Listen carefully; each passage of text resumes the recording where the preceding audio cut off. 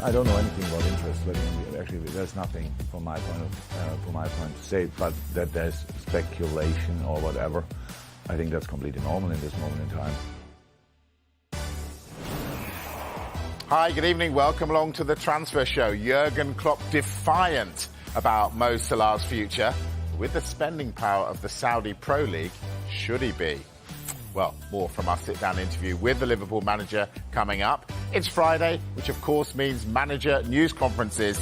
And with just a week to go until deadline day, one topic dominated the agenda. Yeah, we rejected a bid. I know nothing about that. No, I'm sure there'll be some movement. We didn't feel it met our valuation. So staying for now? As far as I'm concerned, yes, absolutely. We will see the midfielder. Probably it can happen. The attacker, there are another attackers. Probably will be some signing. We fly him over there and show him around when he goes. Yeah, so much to get through. We've got to start with Jurgen Klopp, though. Liverpool manager confident that Mohamed Salah will stay at the club despite interest from the Saudi Pro League club Al Ittihad. This just into us. I don't know anything about interest, but actually there's nothing from my point to say, but that there's speculation or whatever. I think that's completely normal in this moment in time. I understand that 100%. So there's a lot going on around us, but that's it pretty much. I can't say anything else about it. Is it a worry that it could be a distraction for the player? Mo is a super experienced player and 100% committed to us here, to the club, and no, I don't worry about that, to be honest. Are you concerned at all about sort of the disruptive nature of this money from Saudi Arabia in terms of coming to buy players, but also, you play Newcastle this weekend? Look, each club in the world, if you are another club, like if you're not Liverpool, but any other club in a normal club in the Premier League or in other leagues, always possible that a big club comes and wants a player of you. So that's now, and now that market is extended. So I don't know even if I'm worried about it or not. We will have to see that. We obviously we could now gain our own experience with it, with Hendo and Fab. But in general, what I said, what is the real problem is that the longer transfer window. It's a real problem, because whatever happens to each club and these kind of things, as long as you have the chance to react, it's pretty much part of the business a little bit. The moment we can react anymore, then it's a catastrophe. That's the truth. So that's why I asked already, I think a few weeks ago, the authorities to may have a look at that, because that would be really bad if they can just pick players from you. But how I said, there's nothing. We have no offer, anything. It's all good at the moment. Jurgen Klopp there. Now, Darmesh, I posed this at the beginning of the programme. I'm going to pose it to you. He's confident he's going to keep Mo Salah. Should he be? Everything Jurgen Klopp is saying there, he's right. Jurgen Klopp is right. There's no story as far as Liverpool are concerned at the moment, simply because they are saying he's not for sale. There's been no offer at all for Mohamed Salah. However, we know that Al Ittihad will probably try and test the resolve of Liverpool. They want Salah, and they're not ready to give up just yet. This is what we were hearing yesterday. As it stands, Liverpool will not be changing their stance. He's simply not for sale. He's their player. He's got 2 years left on his contract. He signed a new contract last summer. The question is, how could that change, and can it change? Now, if a mammoth bid comes in from Al Ittihad and the Saudi Pro League for Mohamed Salah directly to Liverpool, then it does become a story, because then Liverpool have to react to that. Number one, if Mohamed Salah, off the back of that, agitates for a move to go to Saudi Arabia, then it is a story again for Liverpool to have to answer. But even those two ingredients doesn't necessarily mean that Liverpool will sell Mohamed Salah. They hold the cards because they have a player who is under contract at their football club, and they can decide if and when they sell that player. What we have been told from one source, and I must reiterate this again from one source, is that Mohamed Salah would like to listen to what would be on offer. And you can kind of guess what might be on offer is his weekly wage would probably become his daily wage if he was to go to Saudi Arabia. But as it stands, no story as far as Liverpool are concerned because there's no offer on the table. However, what is hanging over the Premier League and the other top European leagues is their window closes in the Premier League on September the 1st at 11 o'clock. September the 7th is when the Saudi Pro League's transfer window closes. So they could be left exposed if a massive bid comes in for one of their players that turns the head of one of their players. And as Dharmesh says, and as we've said over the last few weeks, it's unfair for us just to say Jurgen Klopp's raised his concerns because eventually we'll ask other Premier League managers, and we've done so today with Mikel Arteta. He was asked about the Saudi Arabian window closing after the English deadline, European deadline, and this is what he had to say. Because the player has to be willing to go and the club has to be willing to sell him. So we still have choices, you know, and contractually, especially in this country when there is no those clauses, you are very protected to that. So at the end, I don't think it's all responsibilities for them, you know. They have the resources, like we have to compare, you know, another countries, they will look at the Premier League and say, yeah, if a Premier League club comes in, yeah, we are dead. Yeah, but there's still a lot of things that have to happen. So it's another competitor, that's for sure. Yeah, they're beginning to get their heads around the fact that Saudi's here and it's going to stay. It's, as he said, another competitor. Yeah, and he said as well, like a potential major competitor. And, you know, speaking to an AC Milan director a few weeks ago on their pre-season tour, and he said, Michael, in a few years' time, they're going to be right up against the likes of us and the German leagues as well. So you can see why Mikel Arteta and other managers are now talking about it. OK, let's talk West Ham then, Dharmesh. Are they close to getting a deal done? Yes, it seems that way, finally. That they've agreed a deal with Ajax for their midfielder, Mohamed Kudus, the one we've been talking about in the past couple of weeks. That deal is worth €44.5 million, including performance-related add-ons. It breaks down to West Ham United paying an initial €41.5 million plus €3 million in add-ons. Now, we understand that the West Ham technical director, Tim Stuyton, is still in Bulgaria with Mohamed Kudus because Ajax were playing there last night. He started that game last night. He scored a hat-trick for Ajax last night. After the game, he was asked the question, is this your last game? He admitted it probably is. He was asked the question, West Ham United, what about them? Yes, good club, is what he said. Now, we expect Tim Stuyton and Mohamed Kudus to fly to London tomorrow when Kudus will start his medical. Personal terms on a 5-year contract are as good as agreed. That deal comes with the option of a further 12 months. Now, I've spoken about this hat-trick that he scored last night, and David Moyes, before this agreement became public to us, he did his news conference ahead of this weekend's game, and he was asked the question about Mohamed Kudus and this game that he played last night. This is what Moyes had to say. David, last night Mohamed Kudus scored a hat-trick for Ajax and afterwards suggested that could be his last game and that he might well be coming here. West Ham fans are excited. What more can you say? How confident are you about this deal? Well, you probably know the answer. He's not our player, so I'm not going to talk about another player at another club while they're not our player. So I've not got much to say, but I did notice that he scored a hat-trick last night, yeah. I bet you did notice he scored a hat-trick. If he played cricket, that would have been the straightest of straight bats, wouldn't it? Apart from the end. West Ham, yeah, apart from the end. West Ham beginning to get going now in this window, aren't they? Yeah, I mean, I was looking at this because there was a lot of noise on social media when Declan Rice left, and they took their time not only to sell Declan Rice, but they got the price that they wanted, £100 million plus another £5 million in add-ons. And there was a bit of a lull. Why aren't West Ham spending this money? Why are there no signings for West Ham United? It wasn't a case of West Ham United are going to sell Declan Rice and then they're going to start from zero on their targets. Who are we going to sign? They knew Declan Rice was going to go. David Sullivan, the co-owner, had already said, we've promised Declan Rice that he can move because he wants to play Champions League football.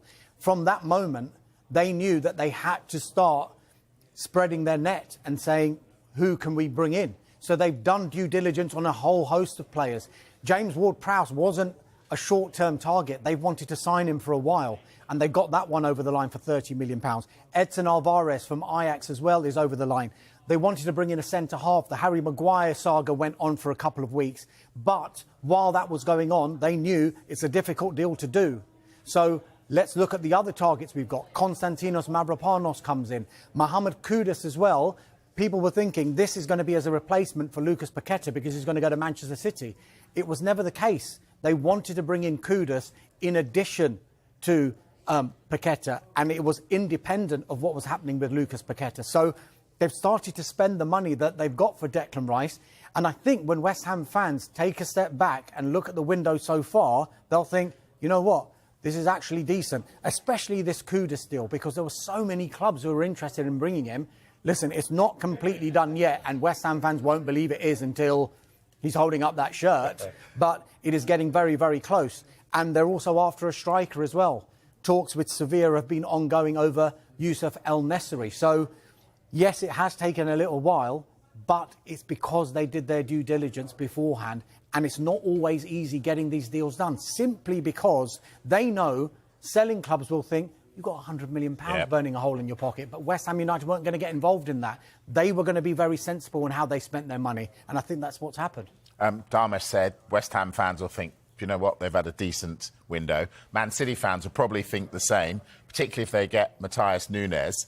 We know that Pep was back in Spain, didn't speak about it. Gary O'Neill, the Wolves manager, did. What did he have to say? Yeah, Gary O'Neill was quite strong on this, quite firm. We rejected a bid because we didn't feel it met the valuation of what Matthias is worth. He didn't go into the details of how far Manchester City are, but what we told you yesterday, it's around £47 million. And then he told our colleague Rob Jones that he's just the head coach. He deals with the squad. But of course, he'll want to know. He's a very, very good player. So we'll see if Manchester City go in again. But as it stands, he's still a Wolves player. But he is banned this weekend because of his sending off last weekend. Of course. All right, that's Man City. Man United. Any closer to getting Amrabat through the door? No, not at the moment. They're still working on an exit for Donny van der Beek, number one. We know that Fred has left the football club. There was talk of Scott McTominay. It looks like he's staying as it stands. And they continue to assess whether they're able to do a deal for someone like Fiorentina's Sofian Amrabat without any more major departures. Amrabat, for his part, he's currently training away from the Fiorentina first-team squad. Their chief executive confirmed that earlier on today. But as yet, there have been no formal offers for the player. We do know that Amrabat wants to make the move to Manchester United. Fiorentina are aware of Manchester United's interest. But in the past hour or so, I'm told that the expectation, as it stands, there's still a week to go, Mike, but as it stands, the expectation is of no further major outfield incomings at Old Trafford, which might be a worry to some United fans. But listen, the last 7 days, things can change. If there are departures at United, not just in the midfield area, but they get some money from other areas in the pitch, who knows? This deal could still be revisited. I heard outfield there, so what about goalkeepers? This one looks more likely now, actually. Crystal Palace remain in talks with Manchester United over the potential signing of their goalkeeper, Dean Henderson. No agreement yet, but there's a growing willingness from all parties, United, Palace, and especially from Dean Henderson as well, to get a deal done. Now, once there is a degree of certainty that Henderson is going to leave the club, then United are ready to do a deal for Fenerbahce's goalkeeper, Altay Bayindir. They have a deal worth €5 million ready to go. And interestingly, Fenerbahce have also announced today, in the past couple of hours, that they've actually signed a goalkeeper. The Croatian goalkeeper, Dominik Livakovic from Dinamo Zagreb. Is that a sign that Bayindir is on his way out? I'll be honest with you, Michael, I'd forgotten that Eric Bailly was still at Manchester United. Is he going to be at Manchester United on September the 2nd? Well, he's a long-termer, Mike, but, you know, he's not part of Eric Ten Hag's plan, so I can understand why you say that. Look, Marseille are pushing to sign him. No official bid yet, but they're expected to formalise their interest in the coming days. He was on loan there last season, so you'd imagine this could accelerate. Obviously, he knows the club well. He's got 1 year left on his deal at Manchester United. United have the option to extend it for a further year. But, as I say, he's not part of Eric Ten Hag's long-term plans. And how many top clubs are we talking about in terms of how keen they are to sell players? Other clubs haven't come in to buy them yet. there's an interest there in Eric Bailly, and we expect that to accelerate in the coming days. While we were preparing for this show, people may be surprised to hear that we do actually prepare. I was watching breaking news. There was breaking news on Romelu Lukaku. So what's going on with him? Well, the issue with Romelu Lukaku at the moment is a bit of limbo at the moment. Chelsea are still continuing to seek viable exit options for him. That's the phrase we've been using with Lukaku throughout this transfer window. The preference for Chelsea remains on a permanent deal. But the later we get into this window, which we suspected might happen earlier on, is they are now open to a straight loan or a loan with an obligation or an option. That would involve Chelsea receiving what's been described to me as a significant loan fee and the full wages being paid by the club that would take him.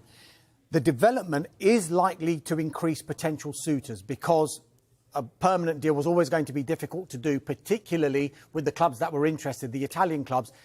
We'll hear from Gianluca Di Marzio later on tonight. They just simply can't afford to do these big deals anymore.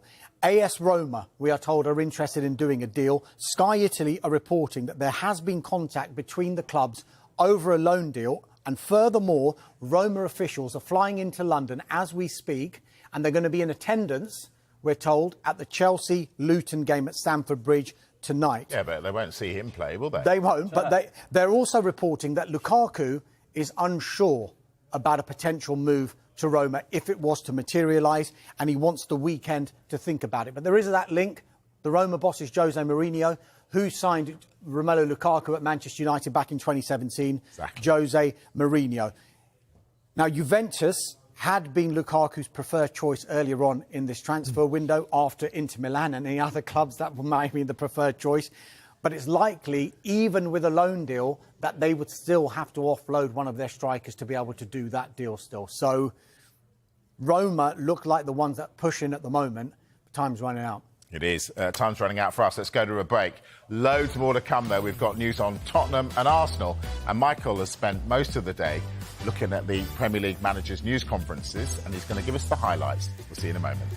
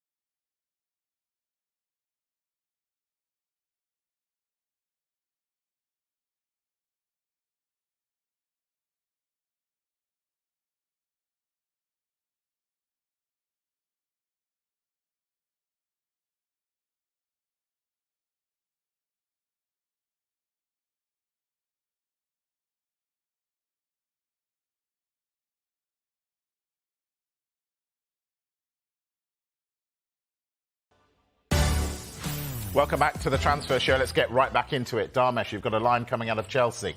Yeah, we just spoke about Romelu Lukaku, but this is a potential incoming New England Revolution goalkeeper, Jordi Petrovic. We've been talking about him in the past couple of months, past couple of weeks even. He's expected in the UK in the next 24 hours to finalise his move to Chelsea. It's a deal worth £14 million.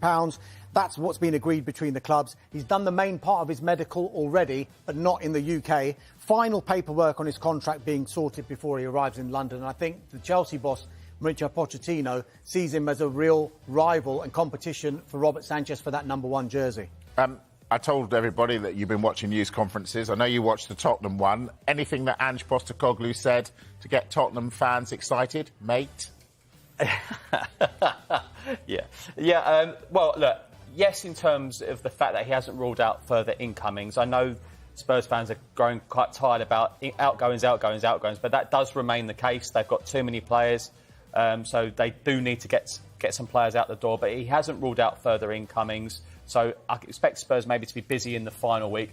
Also, remember yesterday we had exclusive pictures of Hugo Lloris back training with the first team. Mm-hmm. We did say don't read too much into it because he's got a good relationship with the club. I can't see him being there for the season. And Ange Postecoglou pretty much confirmed that. This is what he said to us earlier.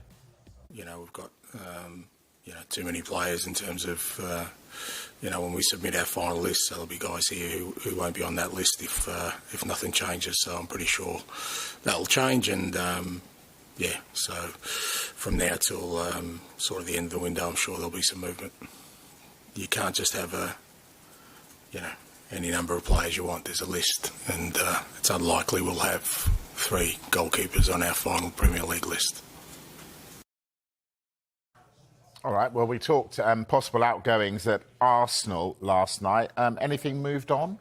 Yeah, Folarin Balogun, the Arsenal striker, expected to travel to Monaco this weekend for a medical. The clubs are finalising a €45 million deal. That's in the region of around £40 million. Personal terms on a 5-year contract are as good as agreed. As for Kieran Tierney, Real Sociedad have an agreement now in principle with Arsenal over a loan deal for Tierney. He's to have a medical as well this weekend in San Sebastian. The deal is a straight loan. No option. Sociedad will be paying his full wages. OK, back to your news conferences. Roberto De Zerbi at Brighton. What did he have to say? The bad news, he confirmed that Julian Isisco, their forward, is out with a long-term injury. Yeah. Fantasy football fans, he did say Evan Ferguson starts, so that's an interesting one. But we did reveal that they are in the market for a midfielder and a forward, so he wants to be active. No confirmation if they're interested in Albert Sammy Lokonga, but there is confirmation there that Brighton will be busy over the next few days. What did Roy Hodgson say about Man City chasing one of his players? He knows nothing about the interest from City on Ebiezi. As far as he's concerned, he's staying. Of course, Michael Olise confirmed he was staying last week with a new contract. If Ebiezi and Michael Olise are there at the end of the window, I think Palace fans will be happy. And if they could add 1 or 2 more, then fantastic. Philippe Mateta, the striker, has also been linked with a move away. He said, as far as I know, he's in my squad tomorrow. He's on the bench.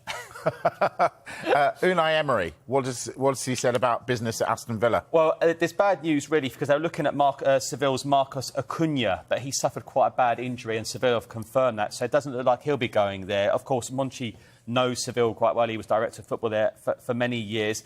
Interesting, because Villa wants another left-back, but Luca Dean had 3 assists the other night against Hibernian. So Unai Emery said he's more likely to be staying than leaving at the moment. OK, what about Sheffield United? Sheffield United, bit of a disappointing one in the sense that the good news is it looks like Cameron Archer is coming in from Aston Villa. The bad news is he won't be available for Sunday's game. It's only Man City. But, so it doesn't look like they'll be there. That's on Super Sunday. So he's hoping it's happening soon. But he says it's out of my hands, but it doesn't look like it'll be happening Sunday. Richest club in the world, Newcastle. Spending any money? Well, as Eddie Howe always says to us, you have to look at FFP, but they've done their business. It looks done. He told our reporter today that they're done. Let's remind people then what they've done if they are done. Sandra Tonali, Harvey Barnes, Tino Livramento, and then Lewis Hall confirmed this Tuesday. So, Eddie, you're done, you're done. Yeah, that's good business. Yep. Dharmesh. Callum Hudson-Odoi. Yep. That's a name from the past. Yes, what's going on? For the entire length of this transfer window. But we understand now that Nottingham Forest are close to agreeing a deal with Chelsea for the permanent signing of Callum Hudson-Odoi. Talks continuing over the structure and the payment terms. Personal terms on a long-term contract, not expected to be a problem. He's entered the final year of his contract at the Chelsea, and he was, of course, close to joining Fulham earlier on this month, but the clubs couldn't find a resolution. Very, very quickly on Romelu Lukaku, the Roma Vice President Ryan Friedkin and Sporting Director Tiago Pinto have landed in London ahead of talks over the signing of Chelsea striker Romelu Lukaku. And you know that Sky Sports News and the Transfer Show right over that. Now, we're back at 7 and we've got a little bit of a special edition for you. Look at that bloke in the middle. Look at that. That is Darmeshev with Florian Plettenberg from Sky Germany and Gianluca Di Marzio from Sky Italy. They are covering everything that you need to know about international football. I wasn't on that graphic. You're not even on the show. On the left, but there you are. We're back at 7. I'm back with Sky Sports News after the break. See ya.